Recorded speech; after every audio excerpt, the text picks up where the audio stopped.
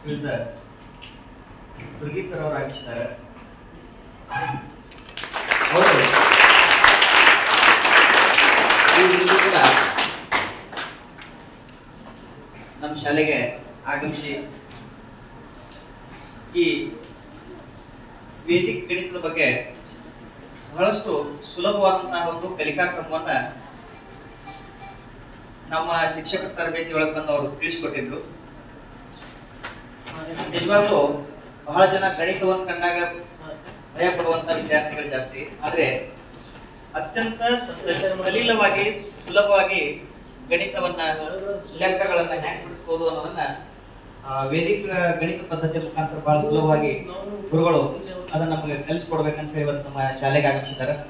ಮೊದಲನೇದಾಗಿ ಅವರಿಗೆ ಕಾಲೇಜಿನ ಮುಖ್ಯಾಧ್ಯಾಪಕರು ಎಸ್ ಎಂ ಮೂರ್ತಿ ಗುರುಗಳಿಗೆ ಹಾಗೂ ಹಿರಿಯ ಶಿಕ್ಷಕರು ಆಗಿರ್ತಕ್ಕಂಥ ಎಸ್ ಎಂ ಬೆರದಾರರುಗಳಿಗೂ ಕೂಡ ಈ ಒಂದು ಕಾರ್ಯಕ್ರಮಕ್ಕೆ ಸ್ವಾಗತವನ್ನು ಬಯಸ್ತಾ ಇದ್ದೇನೆ. ಅದೇ ರೀತಿಯಾಗಿ ಇಲ್ಲಿ ಉಪಸ್ಥಿತರಿರುವ ಎಲ್ಲ ಶಿಕ್ಷಕರಿಂದ ಹಾಗೂ ಒಂದು ವಿದ್ಯಾರ್ಥಿನಿಯರು ಕೂಡ ಸ್ವಾಗತವನ್ನು ಬಯಸ್ತಾ ಇದ್ದೇನೆ.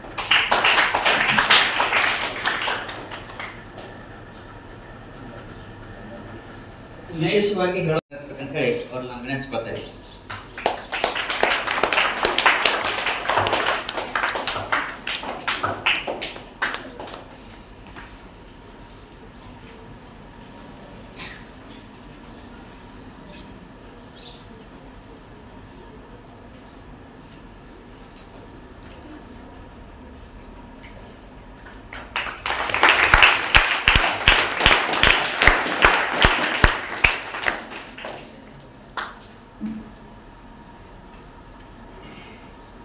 ಧನ್ಯವಾದಗಳು ಸರ್,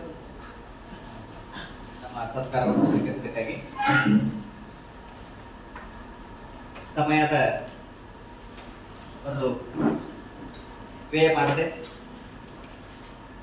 ಇದೀಗ ನಾವು ಇವತ್ತಿನ ಕಾರ್ಯಕ್ರಮದ ಮಾರ್ಗದರ್ಶಕರಾಗಿ ಆಗಿರ್ತಕ್ಕಂಥ ಶ್ರೀಯುತ ದುರ್ಗಿ ಗುರುಗಳನ್ನ ವಿನಂತಿಸಿಕೊಳ್ತಾ ಇದ್ದೇನೆ. ಅವರು ನಮ್ಮ ವಿದ್ಯಾರ್ಥಿಗಳಿಗೆ ಮಾರ್ಗದರ್ಶನವನ್ನು ನೀಡಬೇಕು.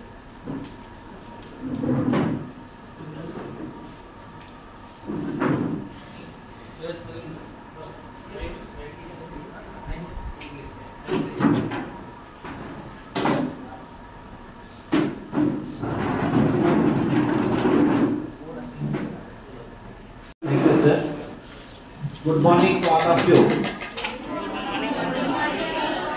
ನಾನು ಕುಶ್ ಎಂ ದುರ್ಗಿ ಎಂದು ಬೆಳಗಾವಿಯಿಂದ ಬಂದಿದ್ದೇನೆ. ಇದು ನನ್ನ ಪೂರ್ತಿ ಹೆಸರಿದೆ. ನನ್ನ ಕಾವ್ಯ ನಾಮ ಇದೆ ಅಂಕುಶ್ ದುರ್ಗಿ. ಕನ್ನಡ, ಮರಾಠಿ, ಹಿಂದಿ, ಇಂಗ್ಲಿಷ್ 4 ಭಾಷೆಗಳಲ್ಲಿ ಬಹಳಷ್ಟು ಕವನಗಳನ್ನು ನಾನು ಬರೀತಾ ಇದ್ದೇನೆ. ಅದಕ್ಕೆ ಇದು ಕಾವ್ಯ ನಾಮ ಇದೆ. ಜೊತೆಗೆ ಇತ್ತೀಚೆಗೆ ನಾನು ಒಟ್ಟಿಗೆ 4 ಚಾನೆಲ್ ಮಾಡಿದೆ, ಎಲ್ಲವೂ ಫ್ರೀ ಆಫ್ ಕಾಸ್ಟ್ ಇವೆ. ಒಂದನೇದು ಅಂಕುಶ್ ದುರ್ಗಿ, ನೋಡಿ ಇದು ನಿಮಗೆ ಚಾನಲ್ ಕಾಣ್ತದೆ, ಯೂಟ್ಯೂಬ್ ಚಾನಲ್ ಅಂಕುಶ್ ದುರ್ಗಿ. ನೆಕ್ಸ್ಟ್ ಫೇಸ್ಬುಕ್ ಅಂಕುಶ್ ದುರ್ಗಿ, ಇನ್ಸ್ಟಾಗ್ರಾಮ್ ಅಂಕುಶ್ ದುರ್ಗಿ, ಎಲ್ಲವೂ ಫ್ರೀ ಆಫ್ ಕಾಸ್ಟ್ ಇವೆ. ಇನ್ನ ಇತ್ತೀಚೆಗೆ ಬಹಳ ಇತ್ತೀಚೆಗೆ ಒಂದು ಮರಾಠಿ ಮೀಡಿಯಂದವರಿಗೆ ಒಂದು ಅಂಕುಶ್ ದುರ್ಗಿ ಮರಾಠಿ ಮೀಡಿಯಂ ಅಂತ ಹೇಳಿ ಇನ್ನೊಂದು ಚಾನಲ್ ಮಾಡಿದೆ. ಈ ಎಲ್ಲಾ ಚಾನೆಲ್ಗಳಲ್ಲಿ ವಿಶೇಷವಾಗಿ ಯೂಟ್ಯೂಬ್ ಚಾನೆಲ್ ನಲ್ಲಿ ನಿಮಗೆ ಓವರ್ ಸ್ಟಡಿ ಇಂಪ್ರೂವ್ಮೆಂಟ್ ಪ್ರೋಗ್ರಾಮ್ ಸಿಗ್ತವೆ. ಎಲ್ಲವೂ ಫ್ರೀ ಆಗಿದೆ. ಬೇರೆ ಬೇರೆ ಸಬ್ಜೆಕ್ಟ್ ಮೇಲೆ ಮತ್ತು primary LKG to PhD program ಇವೆ. ಇವಾಗಲೇ ಎಲ್ಲಾ ಚಾನೆಲ್ ನಲ್ಲೂ ಸೇರಿ ನಿಯರ್ಲಿ 1000 ವಿಡಿಯೋಸ್ ಇವೆ.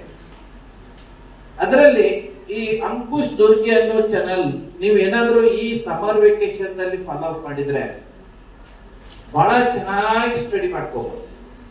ನೋಡಿ, ನಾನು ಸ್ವತಃ ಮಹಾರಾಷ್ಟ್ರ ಮತ್ತು ಕರ್ನಾಟಕ 2 ಸ್ಟೇಟ್ ನಲ್ಲಿ ಲೆಕ್ಚರಿಂಗ್ ಮಾಡಿದ್ದೇನೆ ಅಬೌಟ್ 30 ಇಯರ್ಸ್. ಮಹಾರಾಷ್ಟ್ರದಲ್ಲಿ ಅಂದ್ರೆ ಸಾಂಗ್ಲಿ, ಆಮೇಲೆ ಕರ್ನಾಟಕದಲ್ಲಿ ಅಥಣಿ ನನ್ನ ನೇಟಿವ್ ತಾಲೂಕ ಇದೆ. ಅಥಣಿ ತಾಲೂಕದಲ್ಲಿ ಒಂದು ಚಿಕ್ಕ ಹಳ್ಳಿ ಇದೆ, ಕೃಷ್ಣಾ ನದಿ ದಂಡೆಯಲ್ಲಿ ಸೀನಾಳ್ ಅಂತ ಹೇಳಿ. ಪಕ್ಕದಲ್ಲಿ ಉಲಗಬಳಿ, ಅಲ್ಲಿ ಮಿಕ್ಸ್ ಅಪ್ ಇದ್ದೀವಿ ನಾವು 2 ಹಳ್ಳಿಯಲ್ಲಿ. ಜೊತೆಗೆ ನಾನು ಸುಮಾರು 45 ವರ್ಷದಿಂದ ಊರು ಬಿಟ್ಟು ಹೊರಗಡೆ ಇದ್ದೇನೆ. ಹೆಚ್ಚಾಗಿ ಧಾರವಾಡ ಮತ್ತು ಬೆಳಗಾಂ. ಧಾರವಾಡದಲ್ಲಿ ನಾನು ಲೆಕ್ಚರ್ ಮಾಡಿದೆ, ಬೆಳಗಾಂದಲ್ಲಿ ಮಾಡಿದೆ. ಆಮೇಲೆ ಬೇರೆ ಬೇರೆ ಕಡೆ ಲೆಕ್ಚರಿಂಗ್ ಮಾಡ್ತಾ ಮಾಡ್ತಾ ಲೈಫ್ ಲಾಂಗ್ ಈಗಲೂ ನಾನು ಸ್ಟಡಿ ಮಾಡ್ತಾ ಇದ್ದೇನೆ. ನಾವು I am student of 60+ years. ಒಂದು 60 ದಾಟಬಹುದು, ಇನ್ನೂ ಸ್ಟಡಿ ನಡೀತಾ ಇದೆ. ಸೊ ಬಹಳಷ್ಟು ಡಿಗ್ರೀಸ್ ಕವರ್ ಮಾಡಿದೆ, ಸೈನ್ಸ್, ಕಂಪ್ಯೂಟರ್ ಸೈನ್ಸ್, ಆರ್ಟ್ಸ್ ದಲ್ಲಿ. ಇವಾಗ ಜಸ್ಟ್ ನಾನು ಒಂದು PhD ಮುಗಿಸ್ತಾ ಇದ್ದೇನೆ. ಇನ್ನೊಂದು ಕೈಗೆ ಪ್ಲಾನ್ ಇದೆ. ನನ್ನ ಜೊತೆಗೆ ನನ್ನ ಇಬ್ಬಿಬ್ಬರು ಮಕ್ಕಳು ವೆರಿ ಶಾರ್ಟ್ಲಿ 2 ತಿಂಗಳಲ್ಲಿ ಇಬ್ಬರು ಮಕ್ಕಳು ಅಮೃತ ಅಂಡ್ ನಿಖಿತಾ ಅಂತ ಹೇಳಿ ಸೈಂಟಿಸ್ಟ್ ಆಗ್ತಾ ಇದ್ದಾರೆ. ಮಾತೃಭಾಷೆಯಲ್ಲಿ ಕಲಿತು ಇಡೀ ಸೂಪರ್.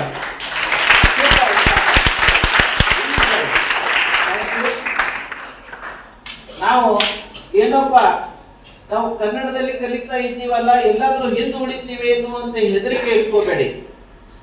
ನಿಮಗೆ ಲೈಕ್ ಆದ ಭಾಷೆಯಲ್ಲಿ ಕಲ್ತ್ಕೊಳ್ಳಿ, ಯಾವುದೇ ಭಾಷೆ ಇರಲಿ. ಆದ್ರೆ ಒಂದು ಮಾತ್ರ ಸತ್ಯ, ನೀವ ಚೆನ್ನಾಗಿ ಸ್ಟಡಿ ಮಾಡಿದ್ರೆ ಮುಂದೆ ಹೋಗ್ಲಿಕ್ಕೆ ಸಾಧ್ಯ ಇದೆ. ನೀವು ಈಸಿಯಾಗಿ ಮಾತೃಭಾಷೆ ಬಹಳ ಈಸಿ ಆಗ್ತದೆ. ಹೈಯೆಸ್ಟ್ ಯೂಸ್ ಆಗೋದು ಮಾತೃಭಾಷೆಯಲ್ಲಿ ಇರುವ ಶಿಕ್ಷಣ ಬಹಳ ಈಸಿ ಆಗ್ತದೆ. ಇನ್ನು ಹೋಗ್ಲಿ, ಏನಪ್ಪಾ ನಮ್ಮ ಅನುಕೂಲಕ್ಕಾಗಿ ನಾವು ಬೇರೆ ಬೇರೆ ಮೀಡಿಯಂದಲ್ಲಿ ಕಲಿಯೋದಂದ್ರೆ ಕಲಿಬಹುದು. ಆದ್ರೆ ಎಲ್ಲಿಯಾದ್ರೂ ಸ್ಟಡಿ ಮಾಡಿದ್ರು ವಿದೌಟ್ ಟೆಕ್ನಿಕ್ ನಮಗೆ ಸ್ಟಡಿ ಅಷ್ಟೊಂದು ಈಸಿ ಆಗೋದಿಲ್ಲ. ಆಗ್ಬೋದು, ಕೆಲವು ಮಕ್ಕಳಿಗೆ ನ್ಯಾಚುರಲಿ ಅಡ್ಜಸ್ಟ್ ಆಗಿರ್ತದ. ಅದಕ್ಕೆ ನಾನು ಸ್ವತಃ ನನಗೂ ಕೂಡ ಸ್ಟಡಿ ತೊಂದರೆ ಆಗ್ತಾ ಇತ್ತು. ನಾನು ಯಾವಾಗ ಒಂದೊಂದು ಟೆಕ್ನಿಕ್ ಯೂಸ್ ಮಾಡಿ ಸ್ಟಾರ್ಟ್ ಮಾಡಿದೆ, ಈಸಿ ಆಗ್ಲಿಕ್ಕತ್ತು. ಅದಕ್ಕೆ ನನ್ನ ಎಷ್ಟೋ ಸಾವಿರಾರು ಸ್ಟೂಡೆಂಟ್ಸ್, ನನ್ನ ಮಕ್ಕಳು ಈಸಿಯಾಗಿ ಇಂಪ್ರೂವ್ಮೆಂಟ್ ಆದ್ರು. ಇವಾಗ ನಿಮ್ಮ ಹಾಗೆ ಇಂಡೈರೆಕ್ಟ್ ಸ್ಟೂಡೆಂಟ್ಸ್ ಲಕ್ಷ ಕೋಟಿಗಟ್ಟಲೆ ಫಾಲೋ ಅಪ್ ಮಾಡ್ತಾ ಇದ್ದಾರೆ ನಮ್ಮ ಎಲ್ಲ ಚಾನಲ್ಸ್ ವರ್ಲ್ಡ್ ವೈಡ್. ನೋಡಿ, ಇದರಲ್ಲಿ ಜಸ್ಟ್ ನಾನು ಇವಾಗ ನಿಮಗೆ ಮೋಸ್ಟ್ ಇಂಪಾರ್ಟೆಂಟ್ ಅಂದ್ರೆ ಇವಾಗ ಸಮ್ಮರ್ ವೆಕೇಶನ್ ಹೇಗೆ ಯೂಸ್ ಮಾಡ್ಕೋಬೇಕು. ನಾನು ಈ ಸಮ್ಮರ್ ವೆಕೇಶನ್ ಅನ್ನ ಒಂದು ಶೈಕ್ಷಣಿಕ ಕ್ಷೇತ್ರದಲ್ಲಿ ಒಂದು ದೊಡ್ಡ ಚಿನ್ನದ ಗನಿ ಅಂತ ನಾನು ಕಾಣುತ್ತೇನೆ. ಯಾಕಂದ್ರೆ ಬೇಸಿಗೆ ರಜೆಯಲ್ಲಿ ನಿಯರ್ಲಿ 2 ತಿಂಗಳ ರಜೆ ಸಿಗುತ್ತೆ, ನಿಮಗೆ ಸೂಟಿ ಸಿಗ್ತದ. ಈ 2 ತಿಂಗಳಲ್ಲಿ ಮುಂದಿನ ವರ್ಷದ A to Z ಸ್ಟಡಿಯನ್ನ ನೀವು ಕವರ್ ಮಾಡ್ಕೊಂಡು ಬರ್ಬೋದು. ಸೆಲ್ಫ್ ಸ್ಟಡಿ ಸೂಪರ್ ಸ್ಟಡಿ ಆಗ್ತದ. ಜಸ್ಟ್ ಒಂದು ಐಡಿಯಾ ಕೊಡ್ತಾ ಇದ್ದೇನೆ ನಾನು. ಆಮೇಲೆ ಕೊನೆಗೆ ನಿಮ್ಗೊಂದಿಷ್ಟು ಇಲ್ಲಿ ಮ್ಯಾಥ್ಸ್ ಬಗ್ಗೆ ಒಂದು 2 ಪಾಯಿಂಟ್ಸ್ ಕೊಡ್ತಾ ಇದ್ದೇನೆ. ಆಮೇಲೆ ಕೊನೆಗೆ ಹ್ಯಾಂಡ್ ರೈಟಿಂಗ್ ಒಂದು 5 ನಿಮಿಷ. ಫಸ್ಟ್ ಕೇಳ್ಕೊಳ್ಳಿ, ಸೆಲ್ಫ್ ಸ್ಟಡಿ ಹೇಗೆ ಮಾಡ್ಬೇಕು. ಸಮ್ಮರ್ ವೆಕೇಶನ್ ದಲ್ಲಿ ಟೀಚರ್ಸ್ ಇರುವುದಿಲ್ಲ, ಮತ್ತೆ ಯಾರು ಸಿಕ್ಕರು ಸಿಕ್ಕಾಗಿಲ್ಲ, ಸೀನಿಯರ್ಸ್ ಅದು ಇರುವುದಿಲ್ಲ.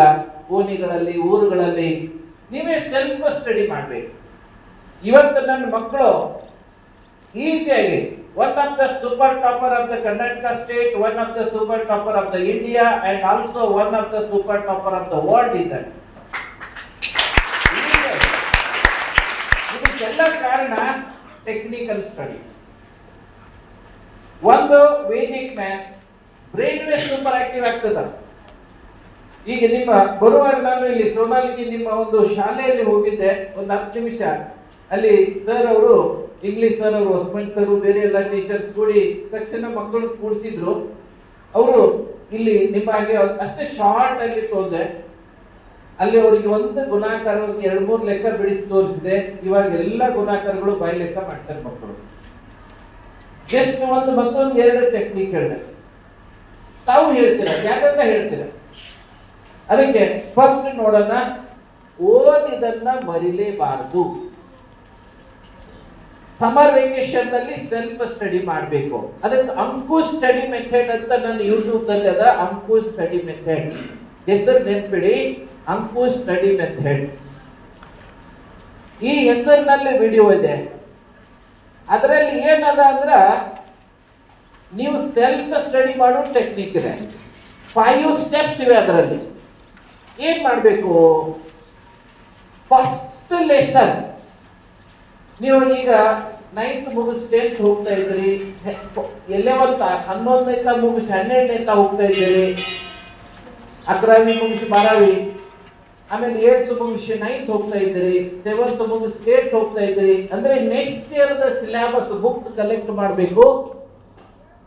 ಮತ್ತು ಫಸ್ಟ್ ಫಸ್ಟ್ ಲೆಸನ್ ನಿಮ್ಮ ಸೂಟಿ ಸ್ಟಾರ್ಟ್ ಆದ್ಮೇಲೆ ಫಸ್ಟ್ ಡೇದಿಂದ ಫಸ್ಟ್ ಲೆಸನ್ ಫಸ್ಟ್ ಸೆಂಟೆನ್ಸ್ ಒಂದೊಂದೊಂದೊಂದೊಂದೊಂದು ವಾಕ್ಯ ಓದ್ತಾ ಓದ್ತಾ ಓದ್ತಾ ಹೋಗ್ಬೇಕು.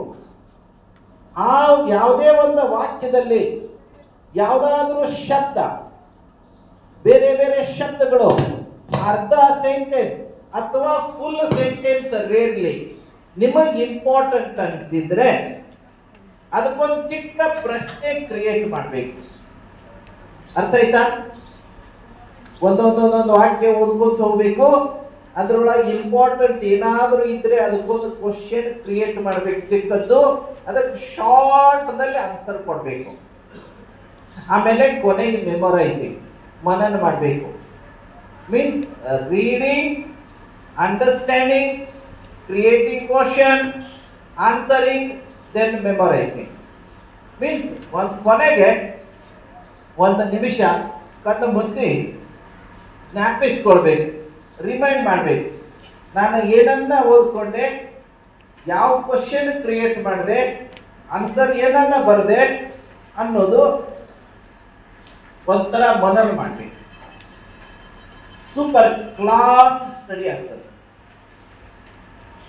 ಅರ್ಥ ಇತ್ತು ಹೇಳುದು? ಇನ್ನು ಇದರ ಮೇಲೆ 40 ಮಿನಿಟ್ಸ್ ಅಂತ ಲೆಕ್ಚರ್ ಇದೆ. ಅದನ್ನ ಆಮೇಲೆ ನೀವು ಮನೆಗೆ ಹೋಗಿ ನೋಡ್ಕೊಳ್ರಿ. ಅಂಕುಶ್ ಸ್ಟಡಿ ಮೆಥಡ್. ಸೊ ಇದನ್ನ ನೀವು ಚೆನ್ನಾಗಿ ಸರಿಯಾಗಿ ಕೇಳ್ಕೊಳ್ಳಿ. ಈಗ ಸದ್ಯಕ್ಕಾದ್ರೂ ಅಪ್ಲೈ ಮಾಡ್ಬೋದು, ಈಗಿಂದೀಗಲೂ ನೀವು ಅಪ್ಲೈ ಮಾಡ್ಬೋದು. ಇವತ್ತು ನಿಮ್ಗೆ ಹೇಳ್ತೀನಿ, ನಿಮ್ಮ ಈ ಬುಕ್ಸ್ ಏನವಲ್ಲ ಮ್ಯಾಥ್ಸ್ ಅಲ್ಲಿ ಸ್ವಲ್ಪ ಕಡಿಮೆ ಆಗ್ತದ. ನೀವ ಇವತ್ತ ಈಗ ಸದ್ಯಕ್ಕೆ ನಿಮ್ಮ ಎಕ್ಸಾಮ್ಸ್ ಏನ್ ಬರ್ತಾ ಇದ್ದಾವ, ಇದೇ ಎಕ್ಸಾಮ್ ಕೂಡ ಅಪ್ಲೈ ಮಾಡ್ಬೋದು. ಇವತ್ತೇ ಹೋಗಿ ಒಂದು ಲೆಸನ್ ಪ್ರಾಕ್ಟೀಸ್ ಮಾಡಿ ನೋಡಿ, ನಿಮ್ಗೆ ಯಾವ ಲೆಸನ್ ಟಫ್ ಅನಿಸ್ತದ, ಯಾವ ಸಬ್ಜೆಕ್ಟ್ ಟಫ್ ಅನಿಸ್ತದ. ಮ್ಯಾಥ್ಸ್ ನಲ್ಲಿ ಸ್ವಲ್ಪ ಕಡಿಮೆ ಆಗ್ತದ, ಬಟ್ ಆಗ್ತದ, ಸಹಜವಾಗಿ ನೀವು ಕವರ್ ಮಾಡ್ಬೋದು. ಆಮೇಲೆ